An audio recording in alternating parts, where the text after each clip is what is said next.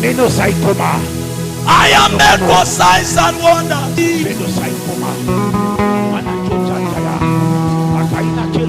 His presence is all I need.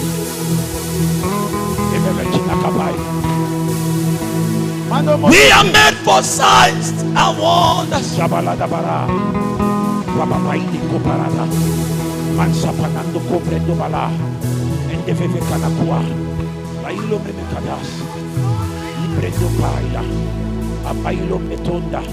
He said, for I am the children the Lord has given me.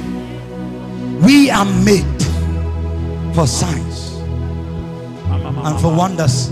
We are not the ones looking for signs. We are not the one looking for proofs. Until our Christianity goes beyond us looking for signs, looking for proofs, then we are not ready to take the word. Most of us who name the name of God are still in doubt of God's faithfulness. How do you be a witness of somebody you are not too sure of his existence? How can you stand a witness of somebody you are not sure is good? If you still have a doubt of God's faithfulness, you cannot be a true witness. You can't stand in court and be a witness of somebody you are doubting their authenticity or their power. If we are still looking for signs, he said, behold, I and the children whom the Lord hath given me are for signs and for wonders in Israel, from the Lord of hosts, which dwelleth in Mount Zion. We are not the ones looking for signs. We are not the ones trying to look for proofs. We are the one telling the world we have the evidence. We are made for signs and wonders.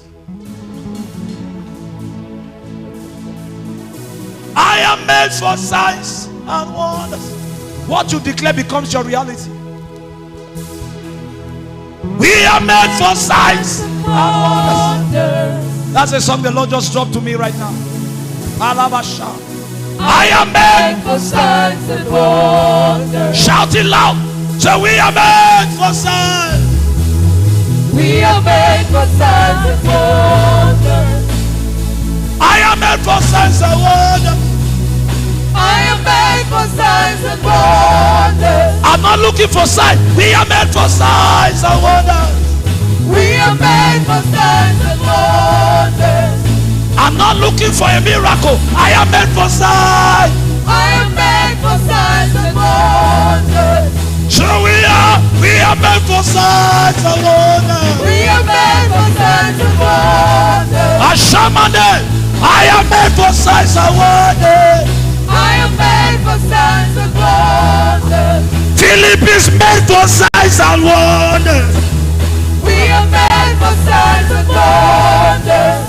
Dear Philip is made for signs and wonders. I am made for signs and wonders. COGDA is made for signs and wonders. We are made for signs and wonders. I am made for signs and wonders. I am made for signs and wonders. My family will know. I am made for signs and wonders. My parents will know it. That I am made for signs and wonders. My neighborhood must know. I am made for signs and wonders. Shanego Rafina Handebos Cafe Azara. I am made for signs and wonders. Yes. I am made for signs and wonders. There must be a generation producing signs and wonders. Signs and wonders. We are that army that runs, and behind us and in front of us there are signs. We move and there are signs behind us. Thank you, Holy Spirit. We are made for signs and wonders. Take your seats in His presence. Your presence is all I see. Ah, that's right. It's all I need. Oh God. I don't need a connection. From the presidency, your presence is all I see. Oh, Manasha. All I need. And nations we call your presence, Lord. Your presence is all I see. Mashaneba Yakose. Oh Aya. your presence is all I see. It doesn't matter the background you are coming from. Oh God, You can't be ignored if you carry His presence. your presence is all I see. All I need. Oh God. See, let me tell you something. Lately I've been saying it, but I'm saying it in person.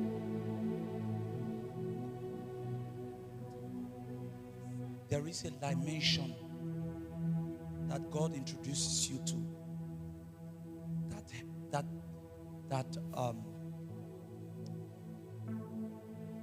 that keeps you safe and gives you everything without making you proud.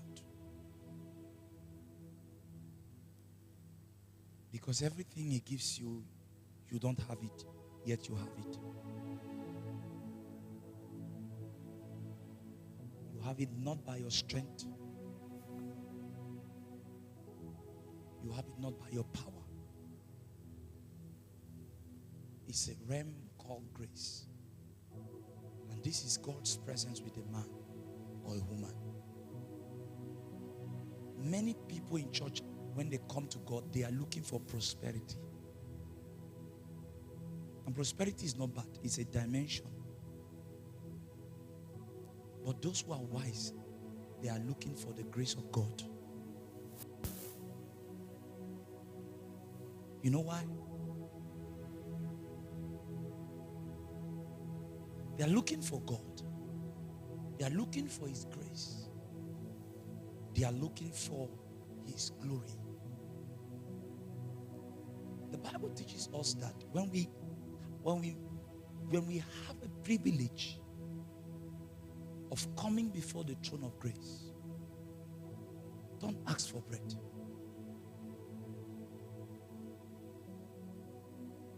There are two things that you should ask for, and grace.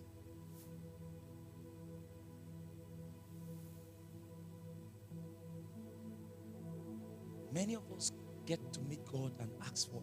You know, I said it in the church I was preaching last week. How do you meet God and He asks you what you need? And you tell Him, marriage, rent, car. Now, these are not bad. I'm just saying you are cheating yourself. There is one answer you will give God that will make Him give you everything. Or you are consumed by the small things of life. When Solomon met God, he asked for wisdom. And God gave him wisdom and prosperity.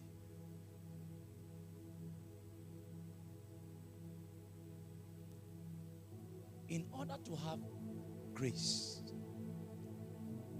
financial grace, prosperity grace, you know what you have to do?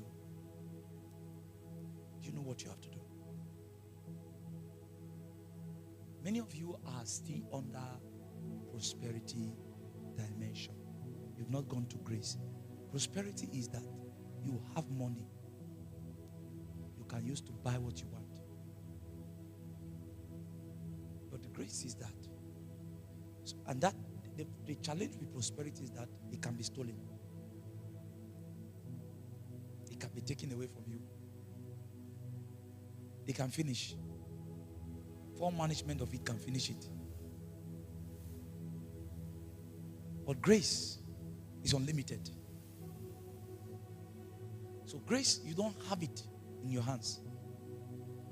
What grace does is that whenever you need it, it brings it.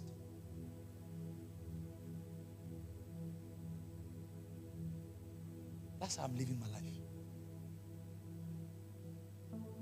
I may stand here today and tell you that tomorrow I'm going to do 1, 2, 3, 4. And in your mind, I have saved the money somewhere. But there's no money anywhere. I'm speaking by the confidence of grace.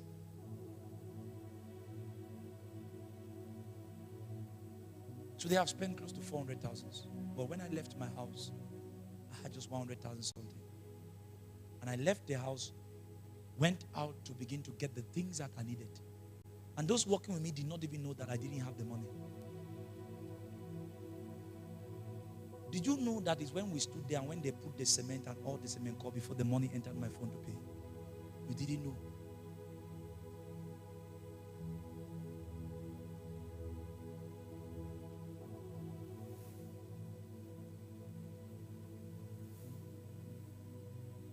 Because I'm living by grace. It's at that hour that it came. Shockingly enough, it was the money was remaining a certain amount, and then I was just standing there, and then I think it's my any dad told me, "Daddy, where do they send money for this thing?" I said, "Yeah," and she sent it, and he completed what they had to withdraw immediately. And I didn't write her. And if you don't understand grace, you will think I'm lying. He said, does he have money? But look at the things he's doing. Because God knows when I come to him, I hardly will ask for things. In order to obtain grace, this is what Apostle Paul says. I think it's in 1 Corinthians or 2nd. Media, if you are sharp, you will look for it. Where he says, and God is able to cause all grace.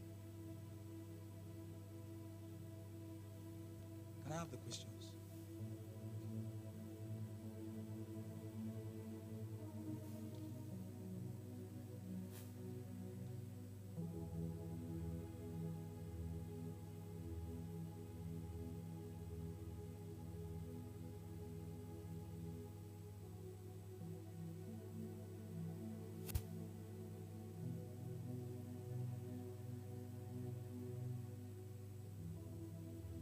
Found it?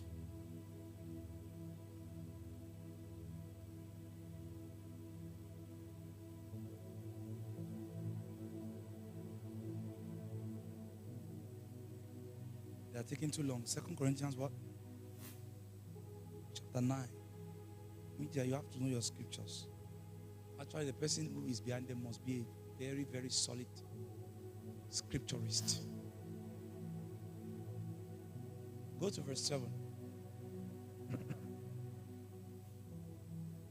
Read.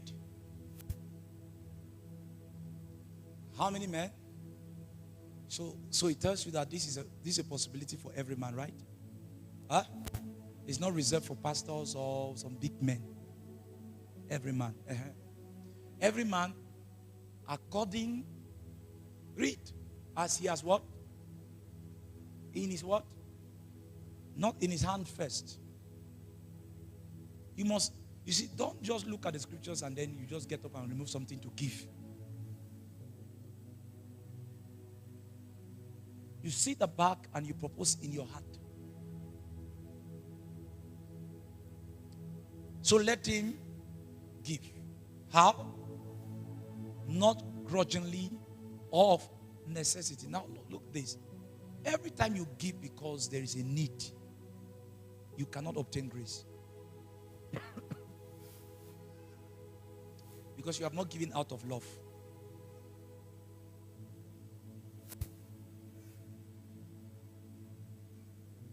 Now, giving out of when there is a need is not bad. But if your work with God is unlimited to that time where pastor must come, people must come and say, please, we need these, who are those going to sow? That's when you give. You will never obtain grace. What you will get back is your return of what you have given. You will get it back. And that's prosperity dimension. You always wait when they say, who are those who are going to sow this, you come and give. What are those? That's when you always do it. You've never sat down in your house and proposed in your heart that, see, I'm going to give God an offering of 1 million. No pressure. Nobody pressured you. You just, see, God, I'm angry. I love you. I want to give you this.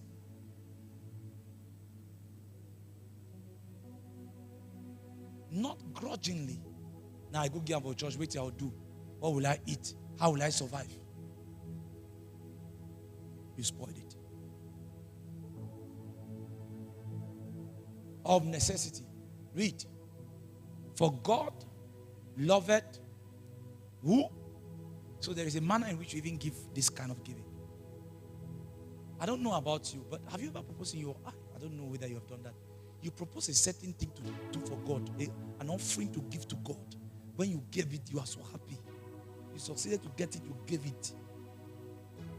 Not under pressure. Okay, let's keep reading. Read it. What will happen? So this kind of giving, God does not give you back what you have sown. What you get is what? And God is able to make what? All grace abound towards you. That He, I am Ashande, always having all sufficiency in how many things? In all things. May abound to every good work. So grace is just making you doing all things. And you find somebody speaking like that, talking from grace. You there, you get up, you talk to. You obtain this grace by giving. And this kind of giving is not the one you do grudgingly or under pressure. No. When I began to covet this grace, that's when God told me to dedicate an offering to my Father. And I give it joyfully. He didn't need to ask me to do it. Oh, your boy. Maybe you people are not seeing or maybe you are not watching. God is helping me. By grace.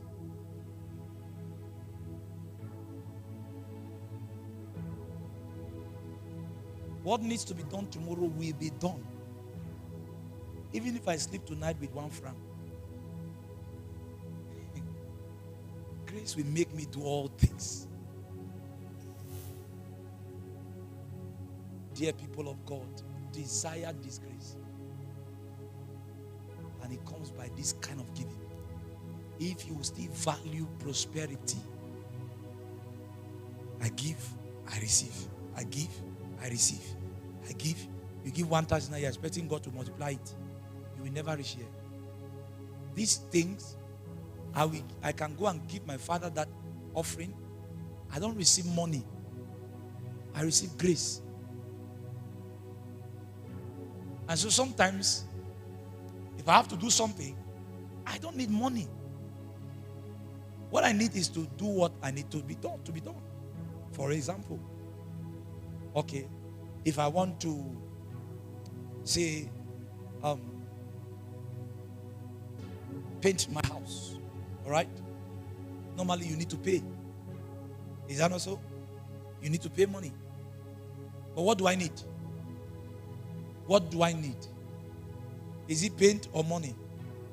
What do I need? Paint. And persons to paint it. And then instead of God says money, somebody comes and says, sir, your house, I have paint for you. Somebody comes and says, I will paint it. Grace has done it.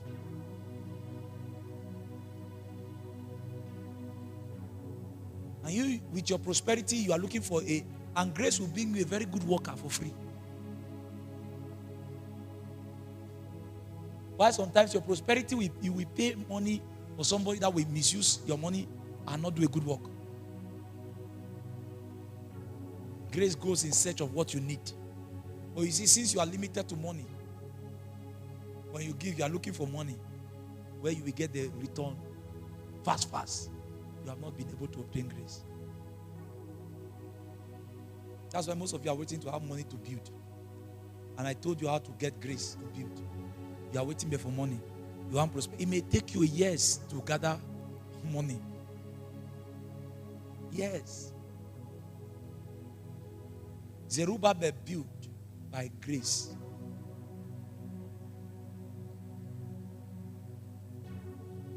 By grace. Paul said, according to the grace of God given to me as a wise master builder. May the Lord give you grace. Today I saw a picture of Apostle Bitan, their building, their church building had just taken a stop, a standstill for many years now. And then he came to my office and dropped an offering and took a sand from here and from the place where God is building the house. Showed it there. Today he sent me a picture of how the work is growing. It has been paused. It's grace. Left. I told him to send the offering to my mom. He says a lie. Part of the offering is him leaving Limbe and coming here on a Saturday.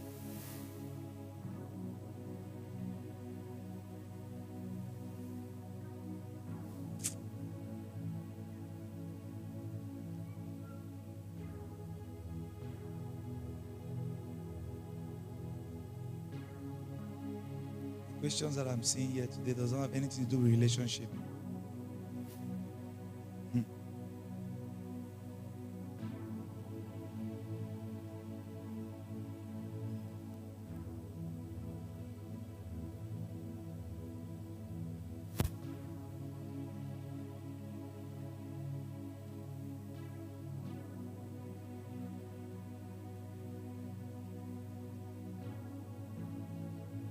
Some of the questions they are asking here is showing that you are listening to somebody else. Most of the questions here is a proof that you are listening to different people.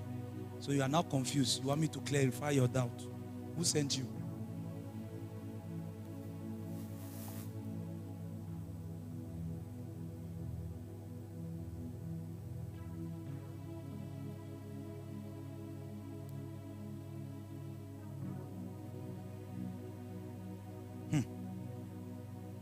All the set up questions. Ask me if God can tell you to marry an unbeliever. If yes, what should you do? So you assume say, auto say yes. So that when an answer, you now go. So what you can that we talk say.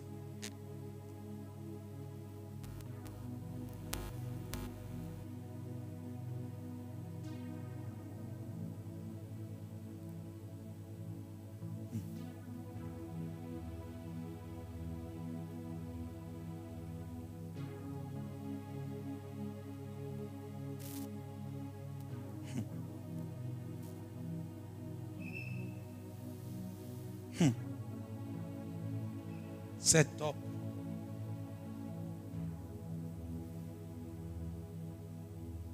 It's like only women ask questions today.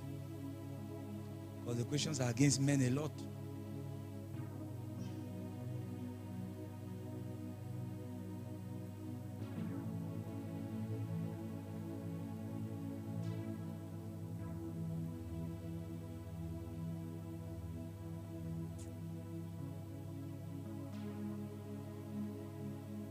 Let me give us a little counsel. If we are going to do this, we should. The questions are very off. That means each question is going to its own direction. Each question goes to your own direction. And if I have to do that, it will be a scattered service. When we are dealing with a subject in church, you should be able to ask questions on that subject to grow your knowledge that month on that subject that God is teaching us on. When we enter another subject, you go. Then if there's a day where it's free and open for all kinds of questions, you can free. This one is showing me many of you are not even listening to what I'm teaching. You have what is in your mind.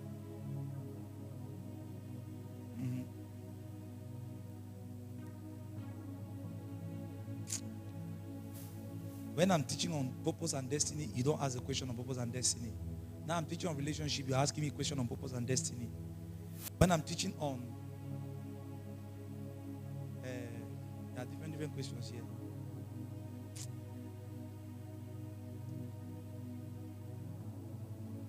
When When I teach on ministry, come and ask question on ministry.